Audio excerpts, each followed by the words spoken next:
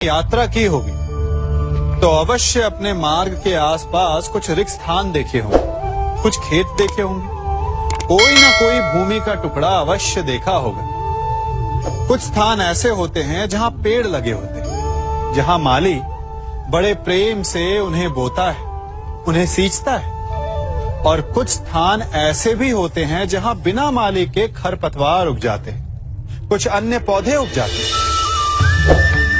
माली द्वारा उगाए वृक्ष हमें ठंडी छाया देते हैं, हमें फल देते हैं, ईंधन के लिए लकड़ियां देते हैं। और बिना परिश्रम के उपजित खरपतवार यदि कुछ करते हैं तो ये कि वो भूमि को बंजर बनाते हैं। हमारा मन भी रिक्त भूमि की भांति होता है। यदि अपने परिश्रम से उसमें सुविचारों के बीज डालोगे तो फलदायक विचार उपजेंगे, और यदि उसे रिक्त छोड़ दिया तो खरपतवार की भांति अनुपयोगी विचार आपके मन को अपना घर बना लेंगे, आपके मन को मैला कर देंगे, उसे बंजर कर देंगे। अब निर्णय आपका है कि आपको सुविचार देने वाला मन चाहिए या कुंठा देने वाला। क्या कर रहा हूं मैं? दर्पण में देख रहा हूं। आप लोग भी प्रतिदिन देखते होंगे, परंतु प्रतिदिन अपना मुख देखने के बाद भी उस पर लिखी एक बड़ी सीख देखना भूल जाते हैं। अब आप कहेंगे कैसी सीख? तो जाइए एक बार फिर से दर्पण के सामने जाइए और मुख खोलकर देखिए, क्या दिखेगा? दंत पंक्ति और जीभा, है ना? अब विचार कीजिए, दंत जन्म के पश्चात आते, एक नहीं 2 बार आते, परंतु मृत्यु से पूर्व नष्ट हो जाते हैं। और जीभा जन्म पहले से होती है, परंतु मनुष्य के मृत्यु के पश्चात भी उसके अस्तित्व में रहती है ना? आश्चर्य की बात। दंत कठोर होते हैं, जीभा कोमल, परंतु फिर भी दंत नष्ट हो जाते हैं, जीभा नहीं होती। यही रहस्य है कि हठी और कठोर लोग शीघ्र नष्ट होते हैं और कोमल लचीले आवश्यकता के अनुसार स्वयं में परिवर्तन ला सकने में सक्षम लोगों का ही अस्तित्व रहता है। अर्थात परिस्थितियों के अनुसार स्वयं को लचीला बनाना सीखिए और आपका जीवन सरल हो जाएगा।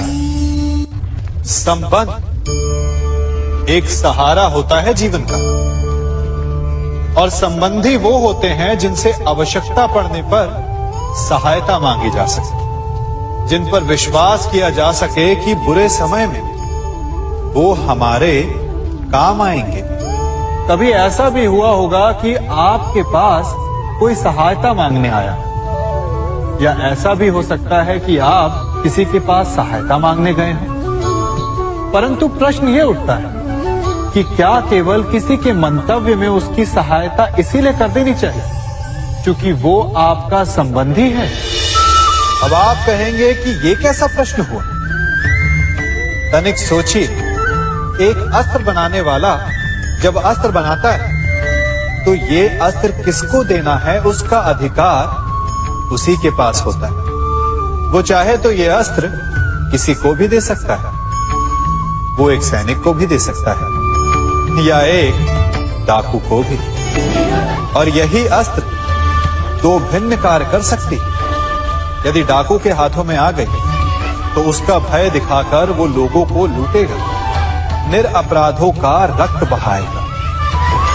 सहायता करने वाले की भी अवस्था ऐसी ही होती है। इसलिए किसी की सहायता करने से पूर्व ये विचार कर लेना आवश्यक है कि किसे क्या, कब और कितनी सहायता देनी चाहिए कि उसका दुरुपयोग ना हो। यदि आपकी सहायता से कोई अधर्म हुआ तो उसके उत्तरदायी आप ही होंगे। जीवन में कई बार ऐसे अवसर आते हैं कि आप लोगों से मिलने जाते हैं और उनसे कुछ आकांक्षाएं भी रखते हैं, और कई बार जीवन में ऐसे अवसर भी आते हैं कि लोग आपसे मिलने आते हैं इसलिए अतिथियों का सम्मान करने से पूर्व सदा कुछ बातों को स्मरण रखना आवश्यक होता है। यदि कोई आपके पास मिलने आता है तो उसके 3 कारण हो सकते हैं। पहला कारण होता है भाव, दूसरा अभाव और तीसरा प्रभाव। तो जैसा अतिथि उसको वैसा ही सम्मान दे। यदि आपके पास कोई भाव से आए तो उसे केवल आपका प्रेम चाहिए, आपका सानिध्य चाहिए। और यदि कोई अभाव में आया तो उसकी उतनी सहायता अवश्य करें जितना आप करने में सक्षम हो, परंतु इतनी अधिक भी ना करें कि वो उस सहायता का दुरुपयोग कर बैठे। और यदि कोई प्रभाव में आया तो स्वयं पर अभिमान ना करें, क्योंकि कभी न कभी जीवन में आप भी भाव, अभाव और प्रभाव के चक्रव्यूह में फंस सकते हैं।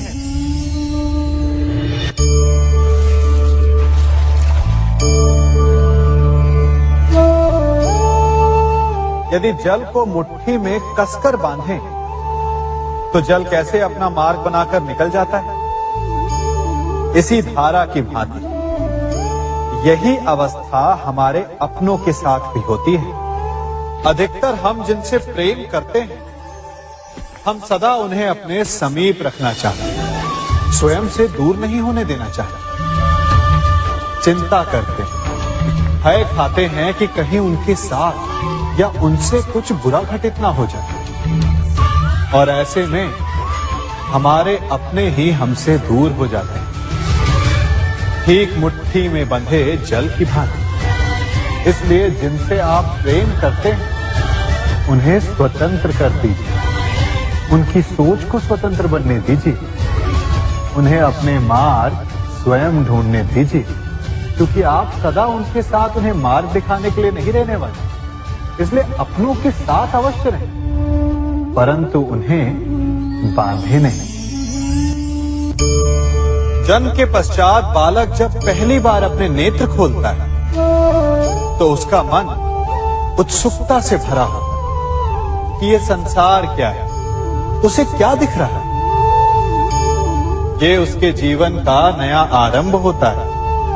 परंतु जैसे हम धीरे धीरे बड़े होने लगते हैं, अनुभव अर्जित करते हैं, हमारे मन की उत्सुकता, हमारे जीवन का चाव होने लगता है। तनिक सोचिए, जब हम सुबह सोकर जगते हैं, अपनी आंखें खोलते हैं, तो उसे ही हम अपने जीवन का प्रारंभ समझ ले तो सुबह से लेकर संध्या तक के समय को ही अपने जीवन जीने का समय समझ ले तो कितनी स्फूर्ति आ जाएगी। आप कितने काम कर पाएंगे, कितने लक्ष्य अर्जित कर पाएंगे। फलों से मिलकर घड़ी बनती, घड़ी से मिलकर प्रहर, प्रहर से मिलकर दिन बनते हैं और दिनों से माह और वर्ष। यदि आप अपना हर पल, हर प्रहर विश्वास से जिए, हर दिन उत्साह से जिए, तो आपका संपूर्ण जीवन सार्थक हो सकता है। मनुष्य अपना जीवन विश्वास पर जीता है, परंतु विश्वास किसका? तनिक सोचिए, किस पर विश्वास है आपको? महापुरुषों की कही बातों पर, ग्रंथों में लिखे ज्ञान पर, माता पिता की सीख पर, या मित्रों के दिए गए निर्देशों पर, या फिर मेरी कही बातों पर? ये सब विश्वास अपूर्ण है जब तक आपको स्वयं पर विश्वास ना हो। यदि विश्वास करना है तो पहले अविश्वास करने के विज्ञान को भी सीखना चाहिए। आप किसी की बातों पर विश्वास न करें, आप अपने मन से पूछें, अपनी अंतर आत्मा से प्रश्न करें, और जो उत्तर मिलेगा वही सबसे उचित होगा। जब आप अपने मन, अपनी अंतरात्मा पर विश्वास करना सीख जाएंगे तो नीति ज्ञान, सब आपके भीतर से स्वतः उमड़ेगा। और यदि आप स्वयं पर ही विश्वास ना कर पाए तो धर्म ग्रंथों में लिखे श्लोक, महापुरुषों की वाणी, माता पिता की सीख या मित्रों का निर्देश कोई भी लाभ नहीं दे पाएगा। एक पिता होने के नाते आप अपनी संतान के लिए क्या करते हैं? उसके लिए बहुत सारी सुविधाएं जुटाते, बहुत सारा धन कमाते है ना? और क्या आपको ऐसा लगता है कि यही उचित है आपकी संतान के लिए? इस पंछी को देख रहे हैं,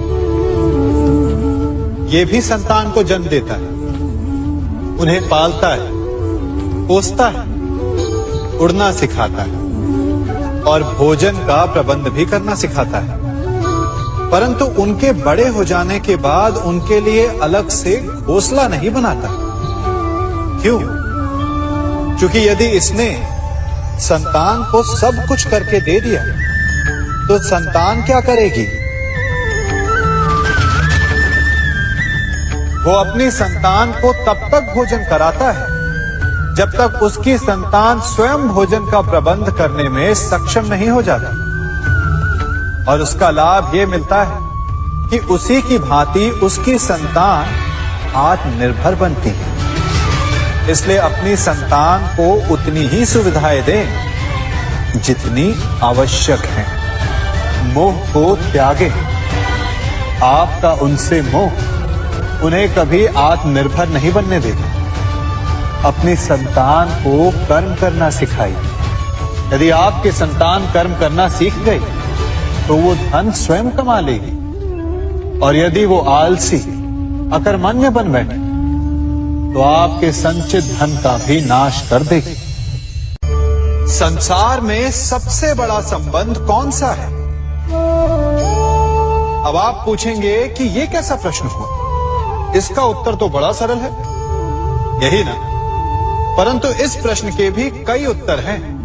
कोई कहेगा माता और पुत्र का संबंध, तो कोई कहेगा पिता पुत्री का संबंध, तो कोई पति पत्नी का, और तो कोई भक्त और भगवान का संबंध। परंतु तनिक गहराई से देखेंगे तो पाएंगे कि ये सारे संबंध या तो जन्म से जुड़े होते हैं, या समाज में बना दिए जाते हैं, या फिर किसी आकांक्षा के चलते बनते हैं। तो सबसे बड़ा संबंध कौन सा होता है? उलझ गए ना? सबसे बड़ा संबंध होता है मित्रता का, क्योंकि मित्र हम स्वयं चुनते हैं, जिसमें ना कोई आकांक्षा होती है, ना ही कोई स्वार्थ छिपा होता है। यदि कुछ होता है तो केवल साथ का आनंद। अपने बीते दिनों को स्मरण कीजिए। जब आप घर से बाहर निकलते होंगे तो सबसे पहले किसका स्मरण होता था? मित्र का। परंतु जैसे जैसे मनुष्य बड़ा होता जाता है, सफल होता जाता है, मित्र छूटते जाते हैं और फिर वो अपनी आय, अपने जीवन के स्तर के अनुसार मित्रता करने लगता है।